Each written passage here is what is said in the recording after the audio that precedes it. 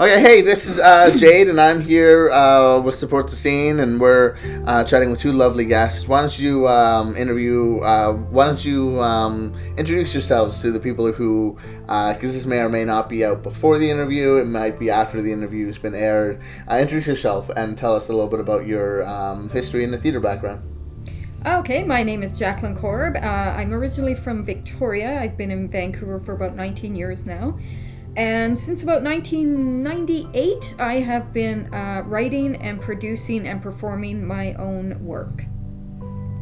I'm Taylor Stutchbury. I've been in Vancouver since 1994, so I think that's about 26 years. And I've been doing theater since I got here, basically. I went to theater school, and then I decided, okay, I'm going to actually do my own work. So I originally was doing a lot of work with the Lesbi-thespians, and now branching out and doing more work with Little Basket Theater. That's cool. So for our listeners, you guys are very proud and very out there as being part of the queer community. Yes. How has that been? Because I know the arts are always more accepting than some of the other, jobs out there in the world. But how do you find it was when you first started joining the Vancouver Arts and working on your own projects? Were you very out about it, or was it more just don't talk, don't ask, don't tell? Yeah. How was it? Well, when I first started producing and writing my own work, I was in the closet and I was married to a man. So, no, I wasn't very open about it, to say the least. Once I came out, which was in 2006, I started obviously writing more. It changed how I was writing. It changed what I was writing. It changed the characters I was playing, and it, in my opinion, made me a better writer. Made me a better performer. Do you think it gave your characters more depth, the fact that you're able to express, because from being in the closet and myself and things like that, I find I associated I thought everyone had like a mask or a shield that they had to always put up, and then when I started opening up to people, I realized that everyone's has such depth to them.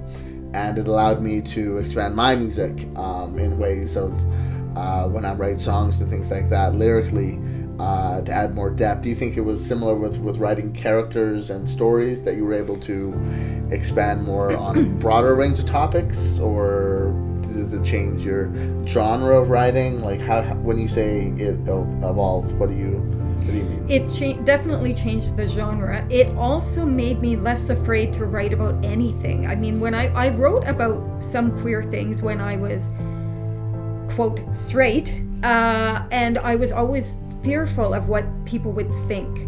Now I don't care. Now I can write whatever I want, and it doesn't matter. Not that it ever matters, but when you've come out to yourself more than anyone, it changes everything you look at, and it changes how you do things for the better.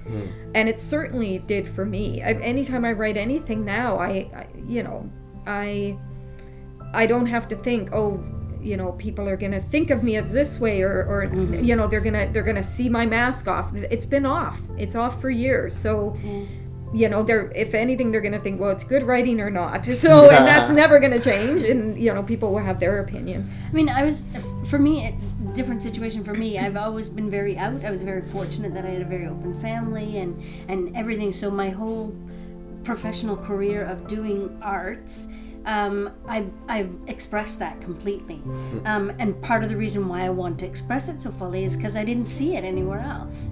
So I want to see me up. I want to see a mirror to me up on what I view, right? So what I've noticed is that because I can able to show that, then people go, wow, it's almost the same as us, but different. It's opening. It's like you're the same people with a slightly different view. Well, it's empowering because as you said, it gives people that mirror, especially people who aren't as are, you know, out or as comfortable in their skin, when they see characters that are strong, that are proud to be who they are, you know, it draws them to them because they want to be that, like that character. And, you know, it was the same thing with race years ago when people started seeing more races represented in film and television. Yes. And they were like, whoa, we don't have to just be shop attendants. We can be superheroes. Mm-hmm. Yes. We can, you know, and same with, I think it was Marvel or DC. I think it was Marvel that just dropped their first trans superhero in comics. And seeing more representation in the mainstream media and things like that, it helps other people relate to it. Absolutely. But one of the big questions I had for you guys was with the whole mainstream representation that's been going on, there's always pluses and minuses. Have you noticed any drawbacks in, you know, failed misrepresentation or more stereotypes that have been emphasized in when you're watching, you know, Netflix or things like that are putting out more queer culture shows? But sometimes, have you noticed that for the lesbian culture specifically, some of it maybe not represented right or over dramatized? What or is it perfectly right? I don't know, as not being part of that the subculture. Like, how do you feel about its representation nowadays? I think it's better nowadays. Certainly years ago, they, you know, let's say there was a TV show on and it was mainly a straight cast, which they all are, but they would bring on the gay guy or the lesbian or whatever, and it was always a bit, it was, you could tell it was sort of a tokenism, thank you. And we don't need that. I mean, if you're going to do it, let someone who's queer write it and put it up, and hopefully there'll be a bit more realism. I appreciate the you know, the thought put into it. I think it is getting better, and I think, you know, you still see the odd tokenism, and that just to me is not necessarily helpful, but I think it is getting better, and I think we're hearing more queer voices. We're seeing more queer characters, and that's the direction we need to be headed in. And I think it is slowly going in that direction. It's slowly going in that direction. Obviously, you always want it to go faster, right? Like, yeah. When you've been at a place, for me, when I've been at a place for, you know, more than half of my adult life, it's like, I've been here for a while. Like, when are the rest of you going to catch up? Yeah.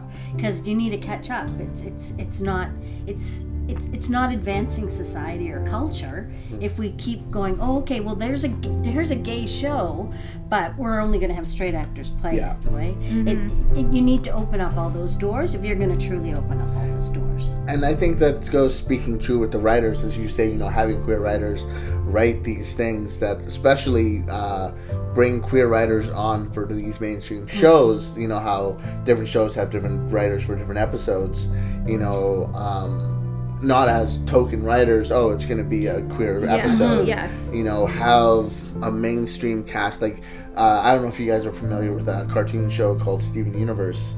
I've heard of it.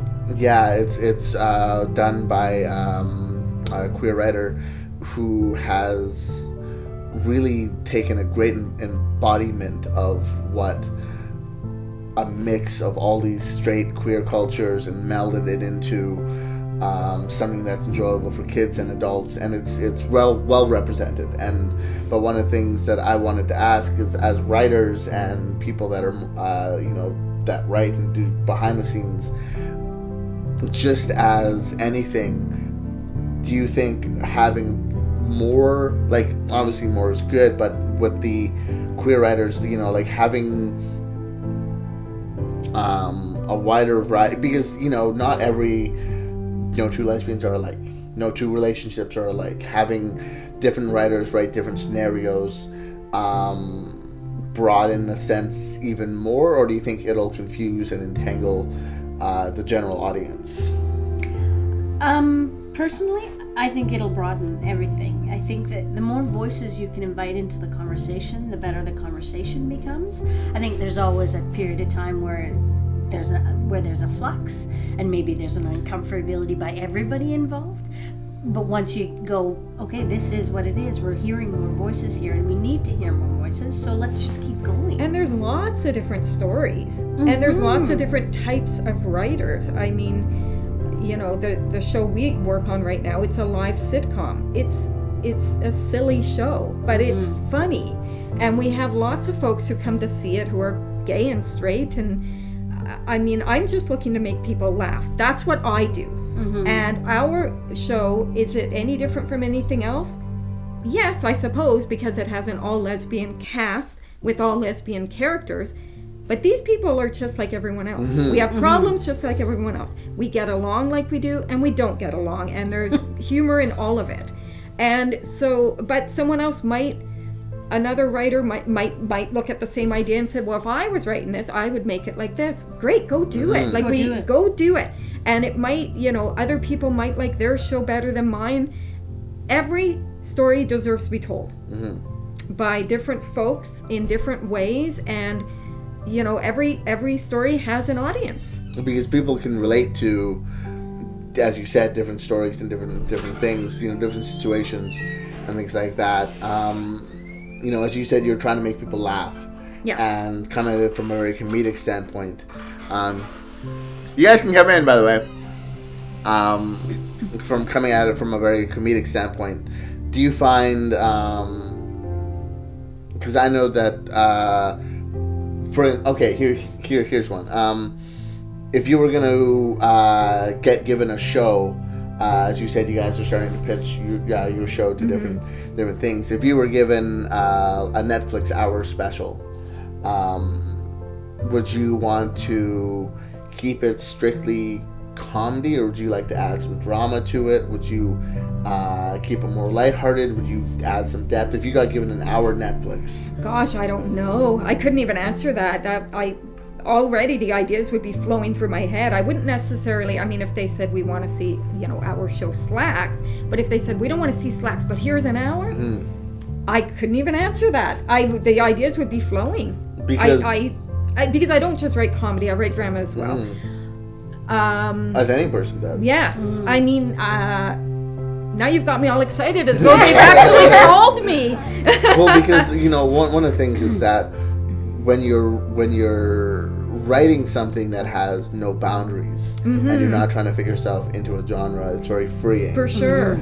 I would just start with something and see where it ended up. To be honest, that's honestly how I often write. I liked your idea of, for the Christmas, you know, trying to get people together for the holidays, and that alone is enough to fill 3 or 4 different episodes. Absolutely. Because you know, you not only have people coming from out of town, you have trying to get your friends together, you have relatives and their relationships. Yes. Yeah. People who celebrate the holidays differently. Exactly. Like you can go on forever. For sure. So anywho, so just wrapping up.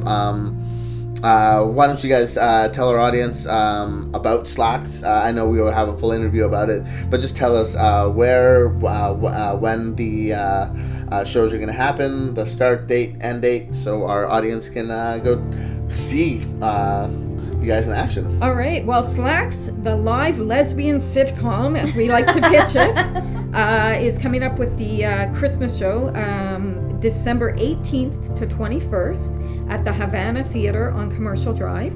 Tickets are $21 at the door, or you can buy them online at our website, littlebaskettheater.com. And the show's at 7:30? Yes, 7:30.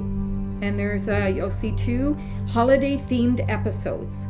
Is it all ages or 19 plus? 19 plus. Well, yeah. Is that because of the themes or because of the venue? No, it's because we don't usually have 19 plus, but in this particular show, we I don't want to give anything away, but it's best that anyone under 19 doesn't go. Interesting. Cool. Well, there you go, guys. Go check it out. Under 19 if they get their parents' permission. Yeah, perhaps. It's more for, I think, legal things, not because anything we're doing is terrible, but I think it's just, we don't want to give anything away. Love it. Well, thanks you guys for joining me on the couch, and thank you. We'll have this shared around. Thanks you guys. We'll chat with you later. Bye. Bye. You made it. you made it to the end of the video. Would you look at that? Ha, good for you. I'm proud of you. I'm proud of you. I'm saying the words your dad never did. Click over there if you want to see more videos. And click down there if you want to subscribe. And if you want to comment a thing, do it. Meet me in the pit. I'll fight you. I'll take you on. I don't care anymore. I have nothing to lose. I am alone in this world and I'll fight anyone. Let's do this. Rumble in the jungle. Tim Allen. Let's